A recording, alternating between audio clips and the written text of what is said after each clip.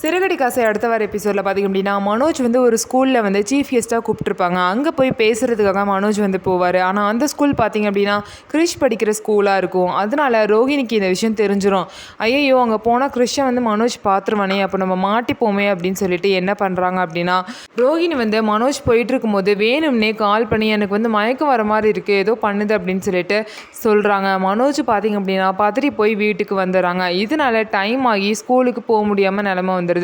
மனோஜ் கரெக்டாக வீட்டுக்குள்ளே என்டர் ஆகிற நேரத்தில் பார்த்தீங்க அப்படின்னா ஒரு நாய் வந்து குலைச்சிட்ருக்கும். அந்த நாயை கல் எடுத்து அடிக்க போகிறேன்னு சொல்லி அந்த நாயை வந்து கல் எடுத்து அடிக்கும் போது பார்த்தீங்கன்னா மனோஜ் வந்து அந்த நாய் வந்து கடிச்சிரும். இதனால் மனோஜுக்கு பார்த்தீங்கன்னா ட்ரீட்மெண்ட்லாம் கொடுத்து அந்த நாய் வந்து உயிரோடு இருக்கிற மாதிரி பார்த்துக்கோங்க, அந்த நாய்க்கு ஏதாவது ஆனால் உங்களுக்கு ஏதாவது ஆயிரும் அப்படின்னு சொல்லிடுவாங்க.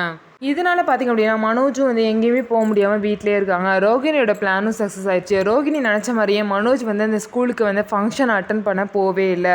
ஸோ ரோகிணி நினச்சதை சாதிச்சிட்டாங்க. ஸோ எப்போ தான் ரோகிணி வந்து எல்லாருக்கிட்டையும் மாட்ட போகிறாங்க அப்படிங்கிறத நம்ம பொறுத்து இருந்து பார்க்கலாம். நம்ம வீடியோ உங்களுக்கு பிடிச்சிருந்தா நம்ம வீடியோவை லைக் பண்ணிக்கோங்க. மறக்காமல் நம்மளோட சேனலை சப்ஸ்கிரைப் பண்ணிவிட்டு பாருங்கள்.